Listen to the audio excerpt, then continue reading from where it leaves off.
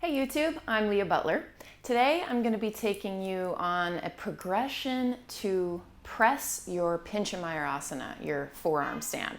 So this isn't the typical flow, vinyasa flow that I offer, but it is a follow along way to get yourself up into Pincha pressing.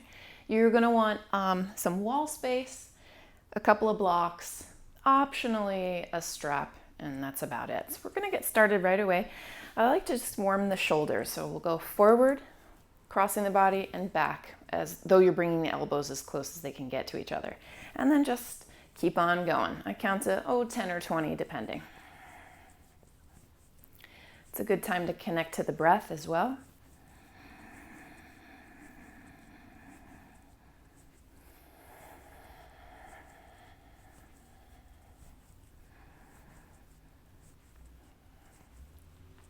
And then we'll draw circles of the shoulders up and back. We'll also get engagement at your abdomen. So let your movement originate from that firmness at the belly. Drawing that ab wall back toward the spine a little bit.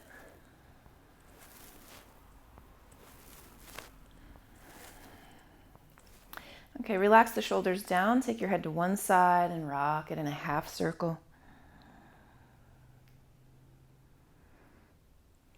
Up and over the other side, rock it in a half circle. Shoulders stay heavy.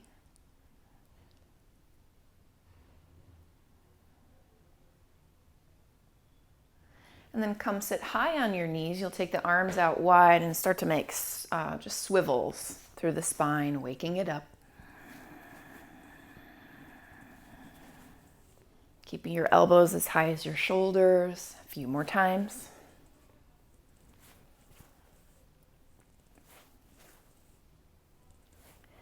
And good enough. Let's stand up. Come in toward a plie squat. So feet wide, toes can point out, knees bend, just to get some heat in the system. You'll sweep your arms all the way up and then tip over to one side. Notice that arm. Can you draw it behind the head? It's all right if you can't, just let the effort be there. And then really straighten it out and then come through center. Bend again, arms up, tip over to the other side. Same thing, arm behind the head, re-straighten, and then through center. We're gonna just keep moving like that, warming the whole body.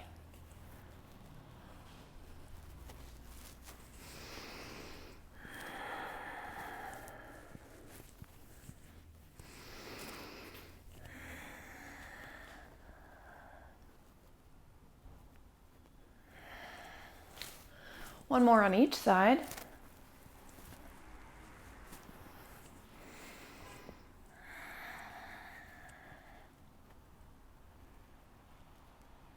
And then back through center. All right, catch your wall space. You're gonna walk up to face the whole body at the wall, locking thumbs so the chest and nose will be on the wall.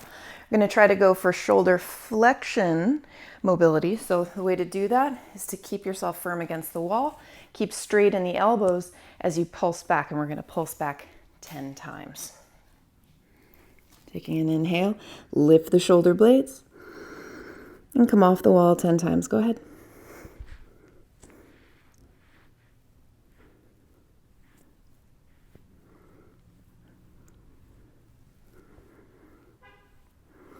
And then come off. Let's have a seat. We've got to get into the legs a little bit. So you can spread the legs out wide, about a 90-degree angle, sitting up really tall. If you're rounding, come onto a block or a blanket.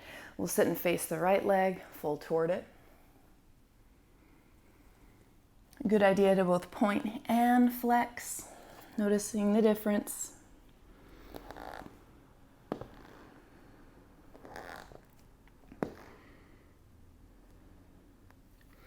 Up through center, over to the other side. Same thing, both flex, which gets in a little deeper, and point. Breathe through the differences.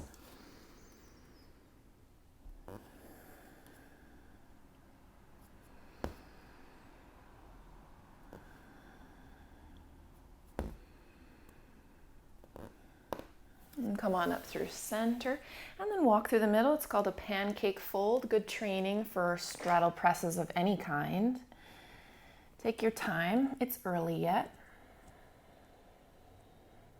And I'm not going to rush us out of this one. We'll get at least 10 nice and slow, full in and out breaths. And if you feel reasonable in it, keep rolling your legs outward. You can even flex the feet and do that. Some of you will want to pulse it. You can feel your butt squeeze like that.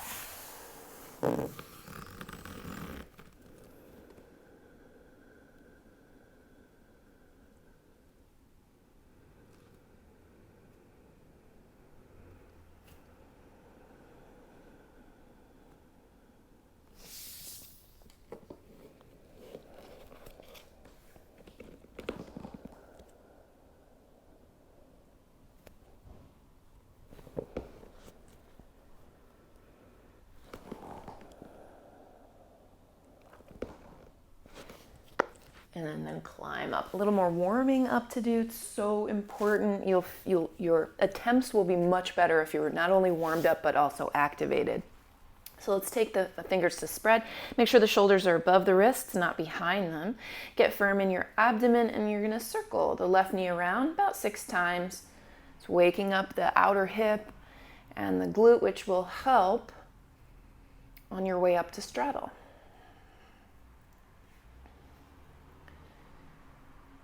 And then other side.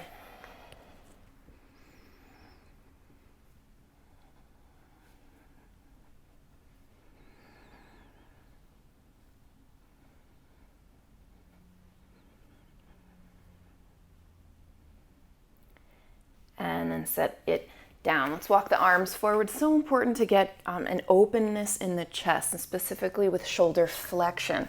And that can make, for some people, forearm stand more difficult, believe it or not, than the handstand press, because this requires a slight bit more openness through the chest.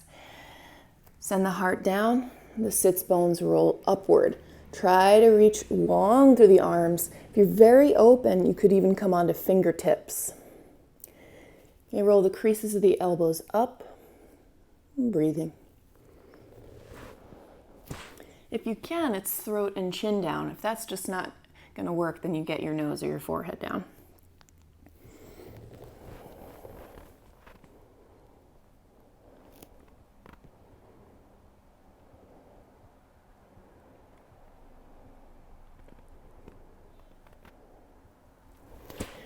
And then we'll climb on up. So let's come onto the belly now.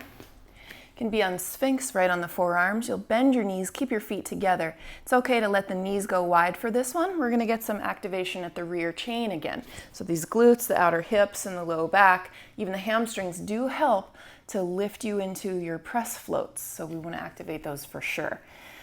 So go ahead, you're gonna lift 10 times. If it's easier, you can lay your chest and head down. Take a breath in and lift. 9, keep going.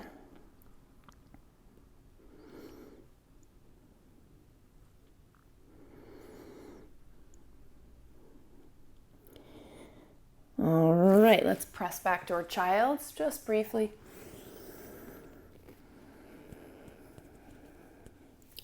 Find your way to downward facing dog. Important to get long into the hamstrings also, so we'll bend into each knee.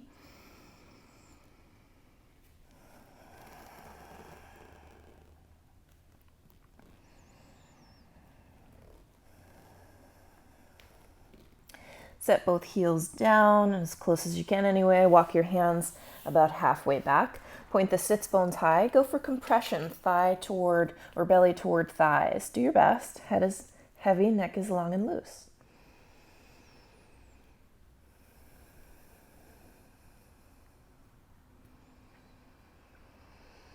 Walk all the way back to dangle in a forward fold. You can take hold of your elbows, even sway side to side if it helps you to make space around the legs and around the hips.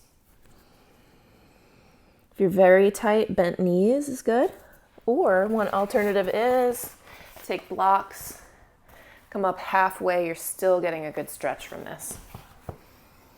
I'll give this a little more time.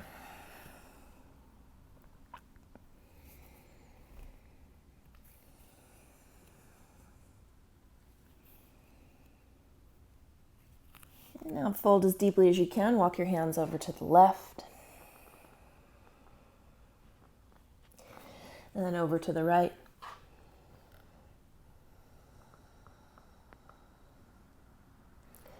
And then back to the center. Peek forward. Get length through the spine.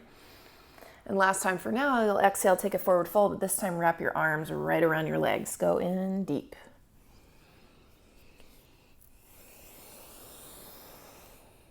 It's just as much about length in the spine as it is about legs. So imagine the head getting closer and closer toward the ground.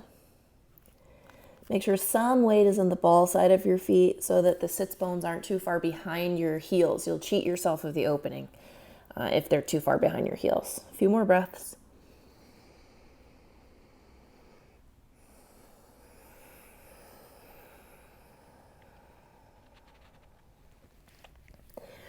And then look forward. Walk your hands to the top. Find downward facing dog. We've got just a few more things before we start our press attempts. So we're going to find our downward facing dog, but you'll shrug your shoulders up by your ears. That's some trap strength and engagement. And we're actually going to release it. And then do it again. Lift for shoulder traps. And then ears, shoulders back down away from ears. Hike them up again, shoulders up by the ears. And we'll do that about 6 more times. Go ahead. 5, 4. Getting warmth here. Good. Now keep the shoulders up by your ears and start pressing your chest toward your toes. Okay, now you can either stay here or option to bounce it a little bit.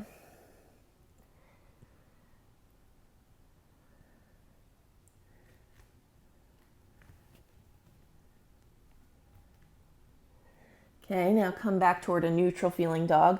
Hug the front ribs in. Try to keep that so now the ears stay in line with the shoulders. As you pulse down again, it's going to feel like a slightly different stretch, more toward the armpits and arms than the chest.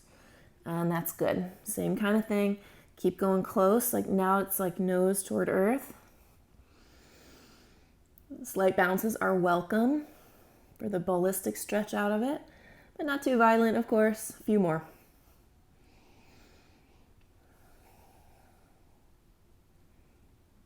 All right, let's give the shoulders a rest. Come onto knees, wrap your arms behind, interlace the fingers. Okay, if that's too tough, you can grab a strap or a sock. Sometimes, in fact, the strap allows for an even better opening through the chest and the front of the shoulder if that's where you need it. So lift the chest and the knuckles back.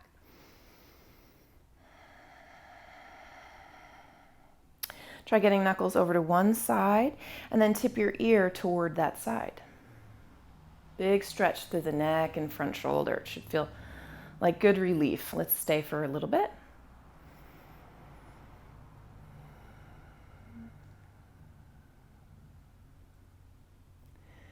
Through center and knuckles over to the other side. Same thing, ear toward that side. Breathe between the jaw and the shoulder.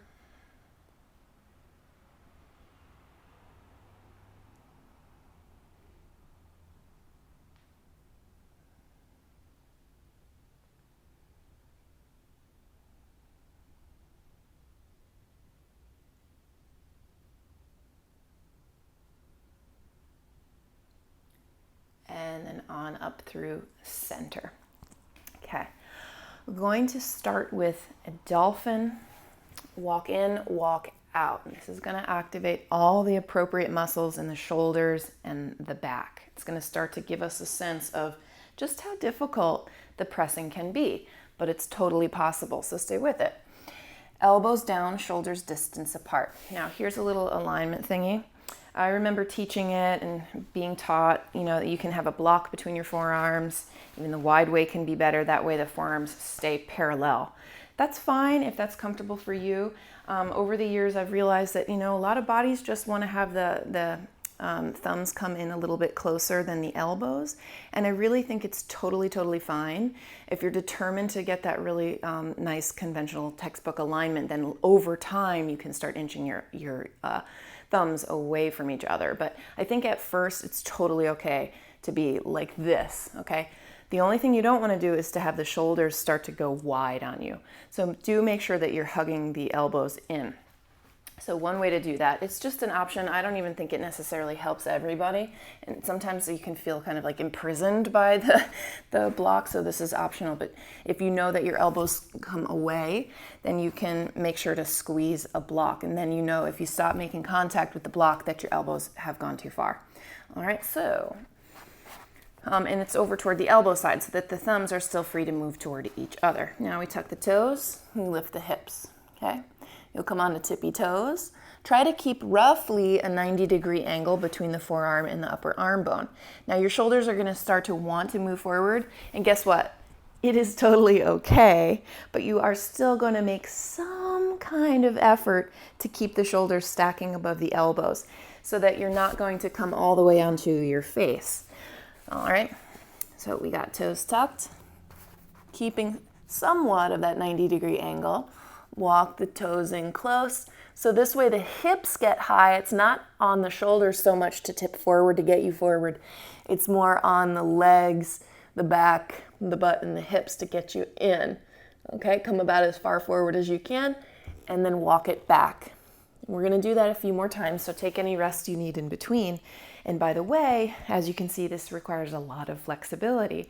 So if you're not feeling super flexible, especially in the legs, you can bend knees as you get closer. Set up again. And walk in. Bent knees is totally cool. You're still trying to get your hips high, that's important. And then you walk it back. Take any rest you want. In fact, for me, these little back bends can really feel good.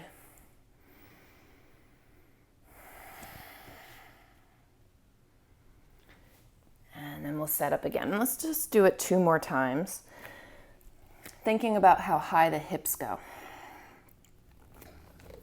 One other thing to notice is that it's really good opportunity to find compression. So if you get in close enough, the thigh is attached to the belly, and that is going to give you a lot of extra power in all presses, in fact.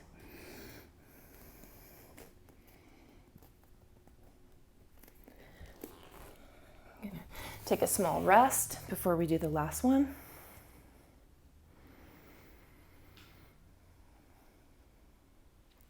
And then for the last one, just want you to notice the moment at the top. The moment at the top should feel like the toughest moment. It's usually the moment you want to escape the most, but it's also the moment where the most strength is being built. So it's worth logging some time there. I'd encourage you to take maybe a rapid but really full, like 3 breaths at the tippy top. Notice that your shoulders are trying to collapse, most likely, but that's a great opportunity to keep pushing away, keep sending the hips up toward the sky, and getting stronger and stronger. So let's set up last one.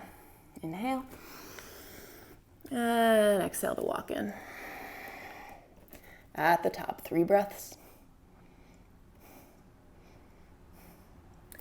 And then set it down. Take a little rest.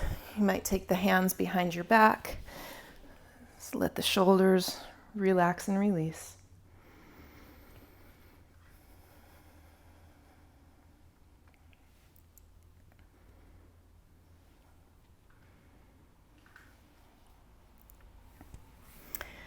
Okay, for the first one, it's actually a drill. You're going to take your blocks. We're not going to get all the way upside down, but we're going to create nicely aligned Pincha. So you'll take the blocks up pretty wide.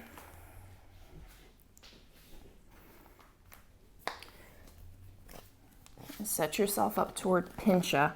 You're going to walk your feet up onto the blocks.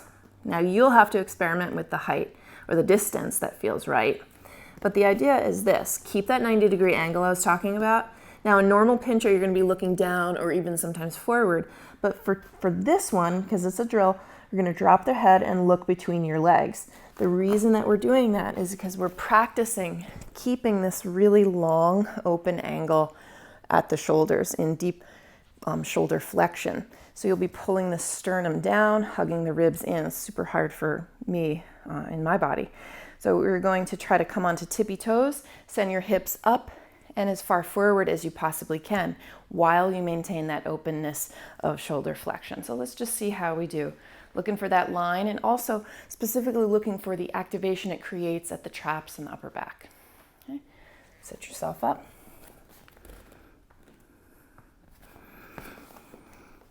Drop the gaze, send the sternum up, hug the ribs in, keep your wide open angle, and come on to tippy toes. It's for sake of getting the hips up super high. Can you even feel like what it would feel like to close off the hips so much that the thighs touch your lower belly? Some of you get that. Keep sending the heart through for 3, 2, 1. And that's it for that one. Let's take a rest. You might take eagle arms out in front. Pull the elbows away, pull the shoulder blades apart, and we'll breathe.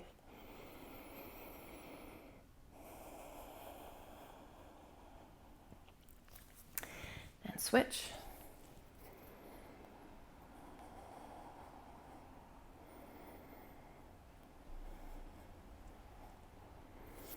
And then release.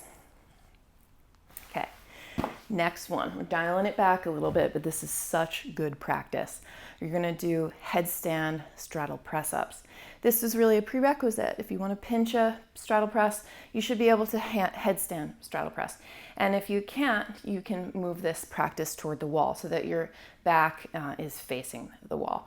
I'm gonna have us come wide and up and then back down 6 times. Just to kind of activate exactly the movement that has to take place for your pincha. And I'm going to offer one additional level of difficulty if you want it, and that is instead of coming all the way down, you'll have the option, if you're feeling really strong, to come all the way up, come down just about 1 centimeter, 1 inch above the ground, so you never actually touch back down, and then come back up. That's going to do wonders for your hip flexor and your core engagement. Alrighty, set yourself up, headstand. Make sure you have space to open your legs super wide. You can walk in really close, then get yourself the straddle. Keep the thighs coming in toward your chest. So it's almost just like a flick of the hips that lifts your legs up, okay? But you might find it easier to take the straddle wider. So some of you are like, yeah, I'm already done with my 6-1, and that's great, that's fine. Take a rest, even get yourself another pancake stretch. I'm coming up and down, this is my 2nd. Make sure to hover. So a lot to be learned from this proxy training, I call it. When you're first learning, the wider your legs go, the easier. And that's because the outer hips can be very strong, but of course that requires a little extra flexibility, so it doesn't work for everyone. I totally lost count. I'm going to do 2 more. If you eventually want to be learning like pike pressing, then you can keep your legs a little more narrow. Totally different engagement. All right, let's take it down. Time to get a good old-fashioned child's pose. You might even relax your arms between your knees. Let the heart completely slow.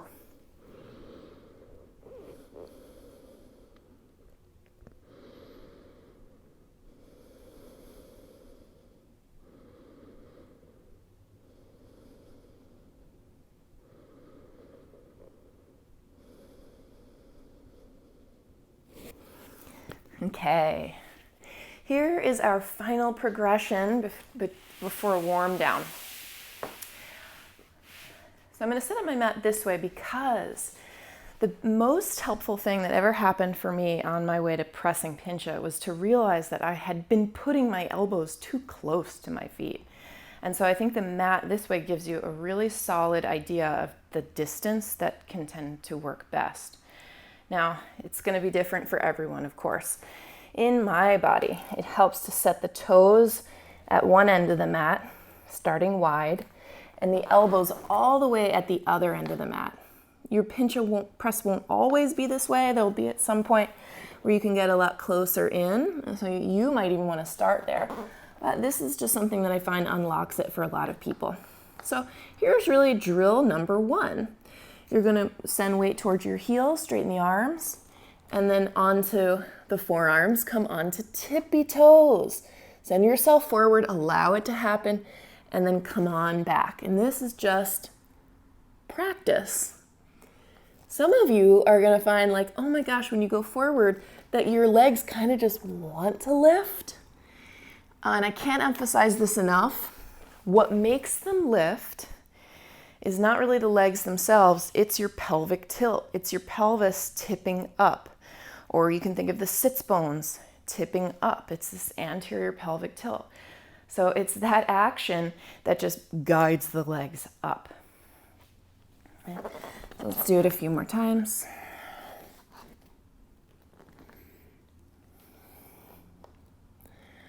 We're not really looking to jump yet. We're just looking to activate and practice.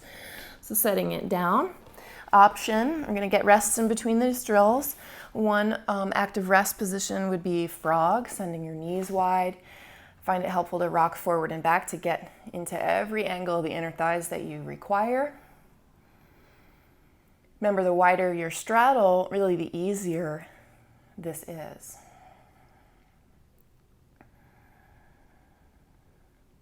And that's why I really like to make use of the rest times. Again, it's important to bring the heart rate down before the next attempt. That way each attempt will be clean, precise. No wasted effort. All right, let's come on out from that. Okay, so we're going to build from there. Next time, same idea, only now you're going to permit yourself a jump. You're not even trying to get all the way into Pincha Mayurasana yet. You're just experiencing that moment of hopefully float. And if float's not what it feels like, that's okay too. So let's set up as we were. Now, instead of just rocking, you're going to allow for the bend of the knees, and you're going to practice lifting up or kicking up. Keep trying to notice how it's really just, it's almost a back bend of the lower back, isolated in the lower back as the sits bones lift high. Okay? Doesn't have to be the prettiest thing ever. You're just getting this sense of what it feels like to not land with a thud. To get a few more in, trying to land quietly like a ninja. Go for it.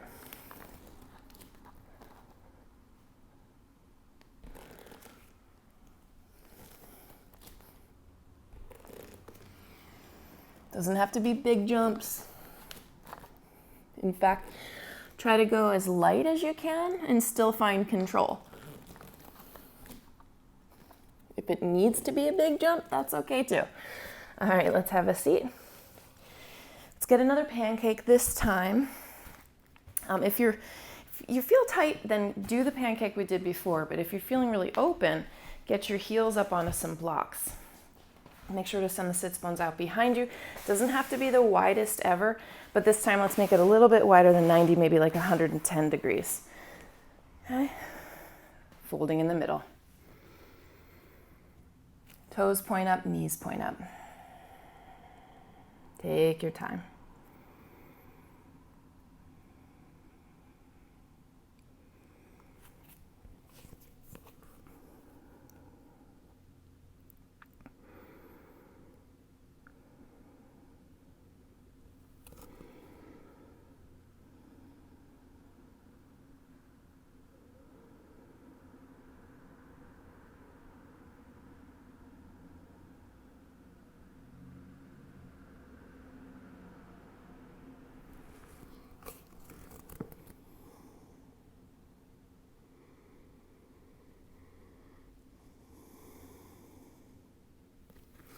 Come on up, we'll face one side, fold toward it. And on the other side.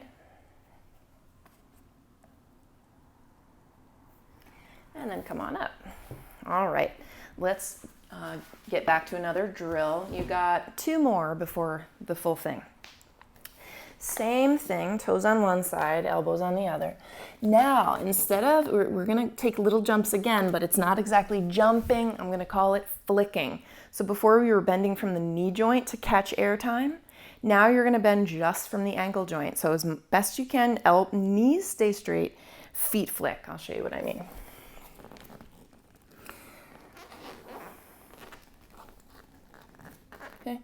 Try to make a little explosive force as you point your toes. Okay, so inhale, exhale, come onto toes rapidly and catch some air.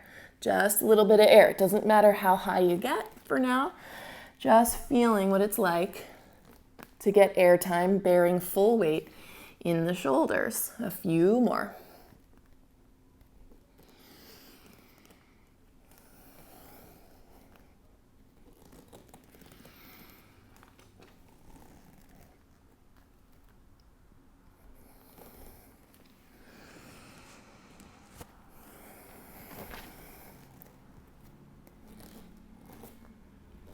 Okay, now stay in wide legs. You're going to bend over into one knee, flex that foot. You can lift the heel or the heel stays down. It doesn't really matter. We're looking for the stretch of the inner thighs, so send some weight forward.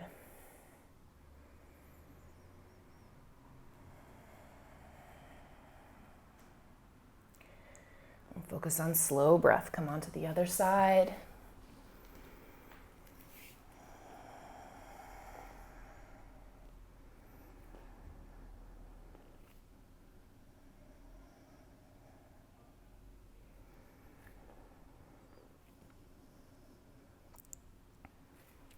All right, set yourself up for the final one before we try the full straddle press pincha. This is going to be one leg at a time.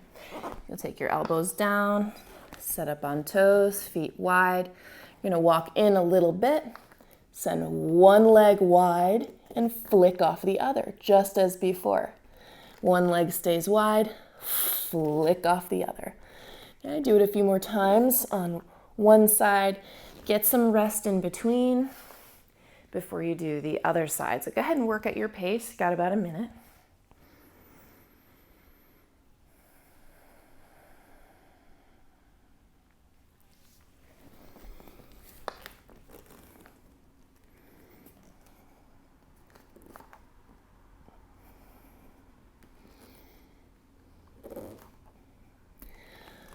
Okay, a couple refinements that I just want to offer.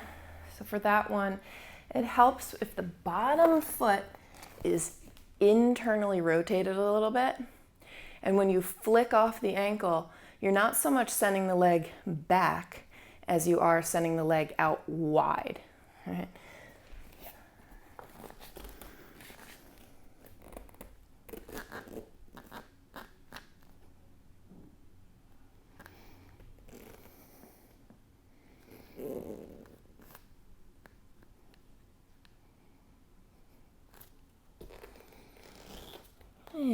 Finishing up, let's get another proper child's pose, or any rest that your body is needing, rest or stretch.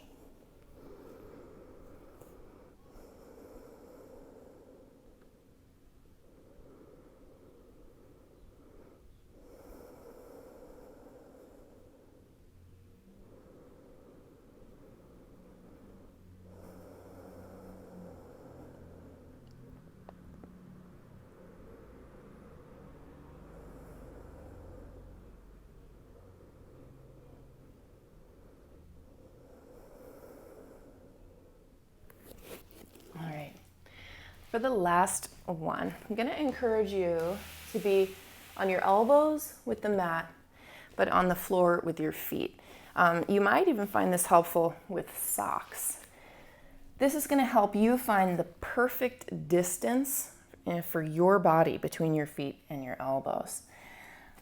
We've done everything we can do to prep and activate, so all that's left is to try it. You can start wide.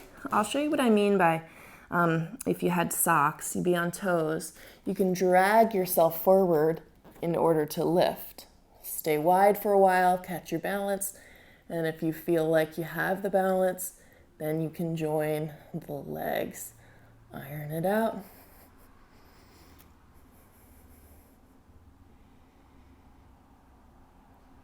And then make the negatives count. The slowly you can lower, the more strength you're building for next time. Get honest rest in between attempts. And let's get 3 more attempts, at least. Okay, you can always pause it and do more. Go ahead. By the way, gaze is optional. Looking down might help.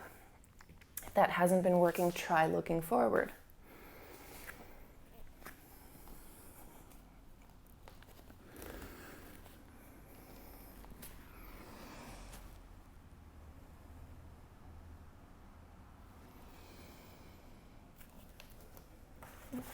If this still isn't working, you can be trying it from blocks.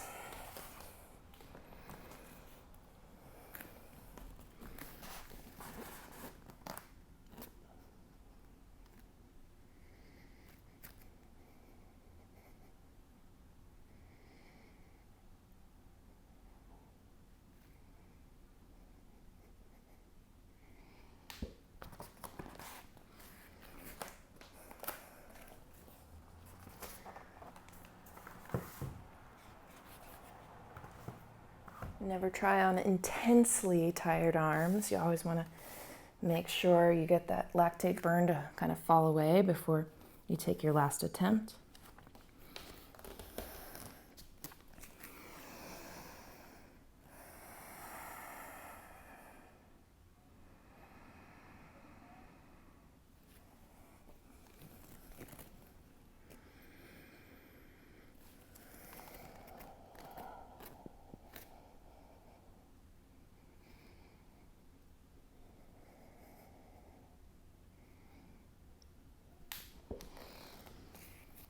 All right, let's come on down. I'm going to encourage you to take a warm down with me, or a cool down. Taking one arm in front of the chest, tipping your ear away. So I want to know, if you did this with me, did you get it? Are you close? What's the missing link? Do you have any remaining questions? Hit us up in the comments. I do read them and I will reply.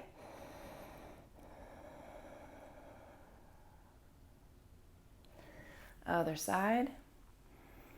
So if you find that you're really, really sore tomorrow or the next day, I'd find an alternate way to train for a while before returning back to something like this. Exactly. You could be training handstand if the shoulders aren't too burnt out. Just make sure it's not the exact same movements. All right, legs out in front. Let's flex the feet, lengthen spine, take a fold.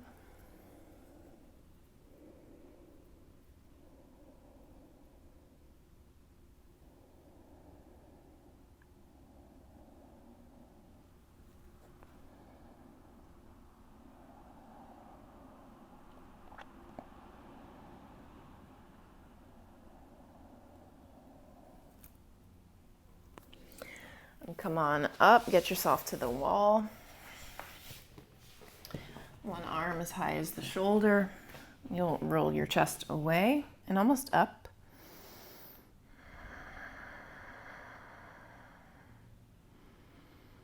And then other side.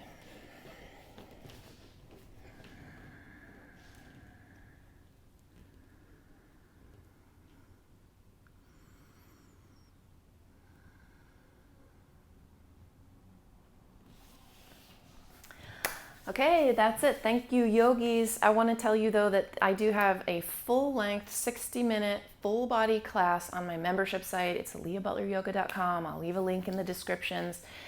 It guides you toward press Pincha. It takes all 60 minutes to do it.